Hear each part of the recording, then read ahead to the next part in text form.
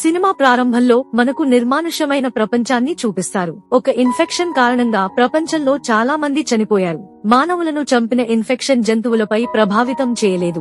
ఇప్పుడు రోడ్లపై ట్రాఫిక్ లేదు, ఫ్యాక్టరీలు మూసివేయబడ్డాయి. చాలా కాలంగా కాలుష్యం లేకపోవడంతో ప్రకృతి తిరిగి భూమికి జీవం పోసింది. పచ్చదనం ప్రతి చోటా వ్యాపించింది. అందుకే జంతువులు ఈ వాతావరణంలో చాలా సౌకర్యవంతంగా జీవిస్తున్నాయి. కానీ చాలా తక్కువ మంది బ్రతికే ఉన్నారు. అడ్డీని మనం చూస్తాం. అతి కొద్ది మందిలో ఒకడు. అతను చిన్నప్పటి నుండి తన తల్లితో కలిసి జీవించాడు. కానీ మహమ్మారి కారణంగా అతని తల్లి కూడా చనిపోయింది. మరియు అతను జీవించగలిగాడు ఎందుకంటే అతని మామయ్య అతనికి చిన్నప్పటి నుండి సర్వైవర్ పుస్తకాలు పంపేవాడు. మరియు ఆ పుస్తకాల వల్ల అడ్డీ నేడు మనుగడ సాగించగలుగుతున్నాడు. అతని ఇల్లు గజిబిజిగా మారినందున అతను ఇకపై తన ఇంట్లో నివసించడు.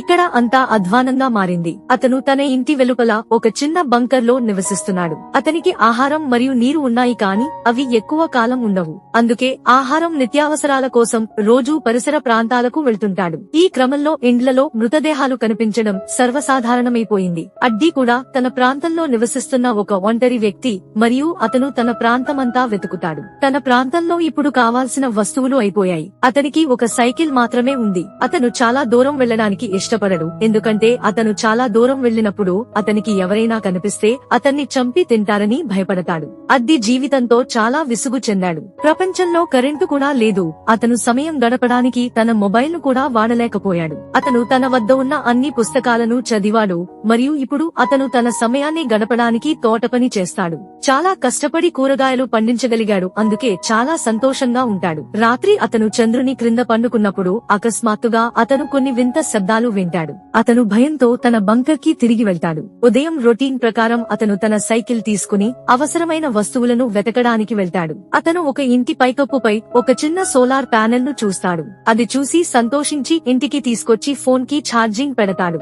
ఫోన్ కి ఛార్జింగ్ పెట్టి పాటలు వింటూ తనకు చేతనైనంత ఎంజాయ్ చేస్తాడు. ఆ తర్వాత ఫోన్ లో అమ్మ వీడియో చూసి చాలా బాధపడతాడు. అతను చాలా కాలం తర్వాత తన తల్లిని చూస్తున్నాడు, కానీ ఆమెతో మాట్లాడలేడు. అతను తన ఫోన్ ఆఫ్ అయ్యే వరకు ఈ వీడియోలను చూస్తాడు. ఆ తర్వాత అతను తిరిగి తోటకి వెళ్తాడు. రాత్రి తనకు వినిపించిన శబ్దాలు జంతువులవని తెలుసుకుంటాడు. ఆ జంతువులు అతను పండించిన అన్ని కూరగాయలను నాశనం చేశాయి. ఇదంతా చూశాక తనకేమీ అర్థం కావడం లేదు. అతని ఆశలన్నీ ఇప్పుడు నిరాశలైపోయాయి. అతను ఇప్పుడు ఈ కూరగాయల విత్తనాలను తీసుకుంటాడు. అతను వాటి నుండి మళ్లీ కూరగాయలు పండించవచ్చు, కానీ మళ్లీ తినడానికి చాలా కాలం వేచి ఉండటం అతనికి చాలా కోపం తెప్పిస్తుంది. మరియు కోపంతో అతను తన కాళ్లపై గొడ్డలిని కొట్టుకుంటాడు. అతని కాలి నుండి రక్తం రావడం మొదలవుతుంది. దీని కారణంగా అతనికి ఇన్ఫెక్షన్ కావచ్చు, అతను చనిపోవచ్చు.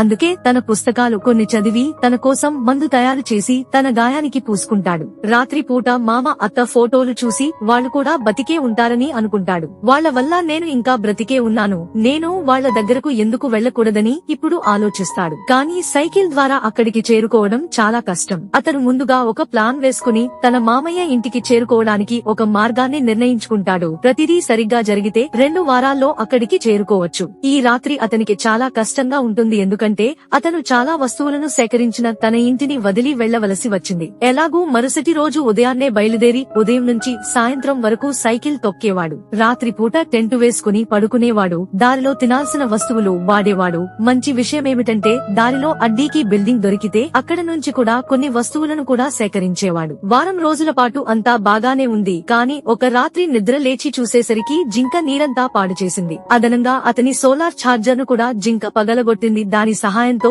అతను తన ఫోన్ ను ఛార్జ్ చేసుకునేవాడు. ఇది చూసి అతను తన పిస్టల్ బుల్లెట్లన్నింటినీ వృధాగా కాల్చేంత కోపం తెచ్చుకుంటాడు. దాని తర్వాత అతను చేసిన పనికి చాలా పశ్చాత్తాపపడతాడు. అతను ముందుకు కదులుతూ దారిలో ఒక నదిని చూస్తాడు. దానిని చూసి అతను చాలా సంతోషంగా ఉంటాడు, ఎందుకంటే నీరు మళ్లీ ఏర్పాటు చేసుకుంటాడు. నీటిని సేకరించిన తరువాత అతను అక్కడ నుండి బయలుదేరి ఒక కఠినమైన రహదారి ఎక్కాడు. అతను చాలా వేగంగా సైక్లింగ్ చేస్తున్నాడు. అకస్మాత్తుగా అతని సైకిల్ గోతిలో పడింది. ఈ గొయ్యి కొన్ని వస్తువులతో కప్పబడి ఉంది. దీని అర్థం ఎవరో ఈ ఉచ్చును తయారు చేశారని స్పష్టంగా అర్థం అవుతుంది. అతను కూడా ఈ గొయ్యి నుండి బయటపడటానికి ప్రయత్నిస్తాడు, కానీ విఫలమయ్యాడు. తనను చూడడానికి సహాయం చేయడానికి ఎవరైనా వస్తారని చాలా బాణాసంచా కాల్చాడు, కానీ ఎవరూ రాలేదు. ఉదయం ఎవరో తనను చూస్తున్నారని అతను గమనించాడు. అడ్డీ ఆలోచించకుండా అతడిని కాల్చివేస్తాడు. ఇక్కడ ఉన్న వ్యక్తి అమ్మాయి అయినప్పటికీ ఆమె అడ్డీ బుల్లెట్ నుండి తప్పించుకుంది. ఈ అమ్మాయి అడ్డీతో, నువ్వు నీ ఆయుధాలు నాకు ఇవ్వు, ఈ గుంతలోంచి బయటపడేందుకు నేను నీకు సహాయం చేస్తాను అని చెప్పింది. మొదట అడ్డీ ఆమె మాట వినడు, కాని అతనికి ఇది తప్ప వేరే మార్గం లేదని అతను భావించినప్పుడు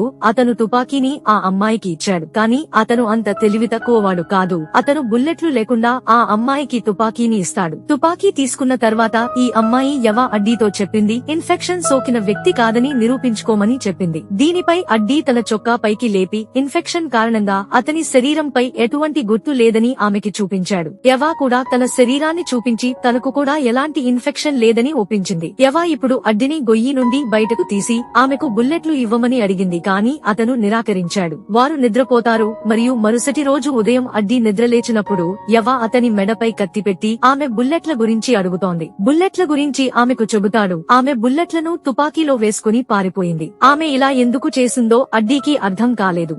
అకస్మాత్తుగా అతను ముగ్గురు వ్యక్తుల గొంతు విని యవా ఈ వ్యక్తుల నుండి పారిపోయిందని అతను అర్థం చేసుకున్నాడు. ముగ్గురు వ్యక్తుల వద్ద ఆయుధాలు ఉన్నాయి మరియు ఈ ముగ్గురు చాలా క్రూరంగా ఉన్నారు. వారి నుంచి తప్పించుకోవడానికి అడ్డీ పొదల్లో దాక్కున్నాడు. మరోవైపు యవా చెట్టుపై ఉంది మరియు ఆమె వారి ముగ్గురిపై తుపాకీని గురిపెట్టింది. వారు ఇక్కడ అడ్డీ క్యాంపు చూశారు. ఈ క్యాంపులో ఎవరు ఉండేవారో తెలుసుకోవాలనుకున్నారు. ఈ క్యాంపు ఎవరు వేశారు కనిపెట్టడానికి వారు చెట్టు ముందు కూర్చున్న యవా వద్దకు చేరుకుంటారని అడ్డీ భావిస్తాడు. ఆమె ప్రాణం ప్రమాదంలో పడుతుంది. అందుకే అతను త్వరగా తన శరీరంపై కొన్ని పువ్వుల ద్వారా ఇన్ఫెక్షన్ లాగా గుర్తు పెట్టుకుంటాడు మరియు అతను వెళ్లి వారు చూసే చోట పండుకుంటాడు. అతని దగ్గరికి రాగానే అంటువ్యాధి కారణంగా అడ్డీ చనిపోయాడని అనుకుంటారు. అంటే అడ్డీ ప్లాన్ పనిచేసింది. ఇప్పుడు ఈ మనుషులు క్యాంపు గురించి తెలుసుకున్నారు కాబట్టి వారు అక్కడి నుండి వెళ్లిపోయారు. అడ్డీ మరియు యవా మళ్లీ తమ క్యాంపును ఏర్పాటు చేశారు మరియు ఇక్కడ యవా గర్భవతి అని అడ్డీ తెలుసుకుంటాడు. అతను యవాను ఆమె భర్త గురించి అడుగుతాడు. అతను చనిపోయాడని ఆమె చెప్పింది. వారు ఆహారం తింటున్నప్పుడు ఆ మనుషుల నుండి తప్పించుకోవడానికి శిథిలాల్లో దాక్కుంటారు. అడ్డీ చాలా దూరం వెళ్లి 2 సైకిళ్లను ఏర్పాటు చేసి ఇప్పుడు యవాను తనతో తీసుకెళ్లాలని నిర్ణయించుకున్నాడు. సగం ప్రయాణం అడ్డీ పూర్తి చేశాడు. ఇప్పుడు తన మామ దగ్గరకు వెళ్లడానికి 1 వారం మాత్రమే పడుతుంది. కానీ యవా అతనితో వెళ్లడానికి సిద్ధంగా లేదు. ఎందుకంటే ఆమె ప్రకారం అడ్డీ మామ నివసించే ప్రాంతం అస్సలు సురక్షితం కాదు అని. కానీ అడ్డీకి అతని మామయ్యపై పూర్తి నమ్మకం ఉంది. యవాతో నువ్వు నాతో రాకుంటే పర్వాలేదు, కానీ నేను తప్పకుండా వెళ్తాను అని అంటాడు. ఇప్పుడు ఆమెకి వేరే ఆప్షన్ లేకపోవడంతో ఆమె కూడా ఒప్పుకుంది. వాళ్ళిద్దరూ వెళ్లిపోతారు. యవాకి సైకిల్ తొక్కడం సరిగ్గా రాదు కాబట్టి వారికి చాలా సమయం పడుతుంది. కానీ ఎడ్డీ ఆమెకు మద్దతు ఇస్తాడు. ఇప్పుడు వారి దినచర్య ఏమిటంటే వారు రోజంతా సైకిల్ తొక్కడం, కొంచెం వేటాడడం మరియు రాత్రిపూట తమ ఆహారాన్ని వండుకుని తినడం. ఎందుకంటే ఇంతకు ముందు ఉన్న ఆహారాన్ని ఆ ముగ్గురు దొంగలు దోచుకున్నారు. కనీసం యవా రూపంలోనైనా తోడు దొరికినందుకు అడ్డీ ఇంకా సంతోషించాడు. అడ్డీ ఆమెను ఇష్టపడడం మొదలుపెట్టాడు. కానీ ఆ ముగ్గురు చెడ్డవాళ్లు తన వెంటే ఉన్నారని అతనికి తెలియదు.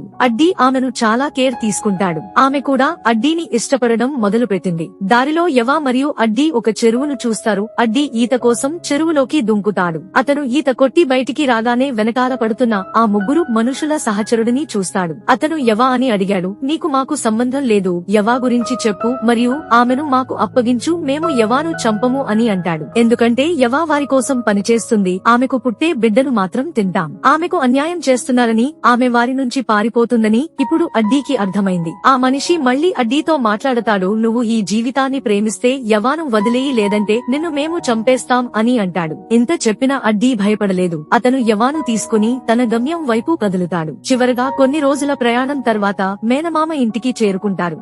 యవా ఇక్కడికి చేరుకోవడం చాలా సంతోషంగా ఉంది. ఎందుకంటే ఇప్పుడు ఆమెకు పడుకోవడానికి మంచం మరియు తినడానికి కొంచెం ఆహారం ఉంది. కానీ ఇక్కడ తన మామయ్యను ఇంట్లో చూడకపోవడంతో అడ్డీ చాలా ఆందోళన చెందాడు. అతను ఇంటి నుండి బయటకు వచ్చినప్పుడు అతని భయం వాస్తవంగా మారుతుంది. ఎందుకంటే అతని మామయ్య కూడా మరణించాడు మరియు అతనికి ఇంటి వెలుపల సమాధి ఉంది. అతని చివరి ఆశ కూడా పోయింది. అతను తన మామయ్య ఉన్నాడని ముగ్గురు వ్యక్తులతో శత్రుత్వం పెట్టుకున్నాడు. అడ్డీ ఇప్పుడు ఈ విషయాలన్నింటికీ చాలా బాధపడుతున్నాడు. అతను యవా వద్దకు వెళ్లి ఆ మనుష్యుల గురించి అడుగుతాడు. యవా ఈ సమయంలో ఏమీ దాచదు మరియు వారి సోదరుడు తనకు అన్యాయం చేస్తున్నప్పుడు ఆమె అతన్ని చంపేసి పారిపోయిందని అతనికి చెబుతుంది. ఈ ముగ్గురు ఆమెను ఫాలో అవుతూనే ఉన్నారు, కానీ ఆమె అతనికి ఏమీ చెప్పలేదు. అందుకే వారిద్దరి మధ్య గొడవ జరుగుతుంది. యవా ఏడుస్తూనే ఉంటుంది మరియు అడ్డీ తన వస్తువులలో కొంత భాగాన్ని తీసుకుని ఇంటి నుండి బయటకు వెళ్తాడు. అక్కడ అతను ఆ వ్యక్తులను చూస్తాడు. ఆ ముగ్గురు వ్యక్తులు ఎడ్డీపై తుపాకీ పెట్టి యవాను మాకు అప్పగించమని చెప్పారు. కావాలంటే మనం యవాను కూడా పంచుకోవచ్చు ఎందుకంటే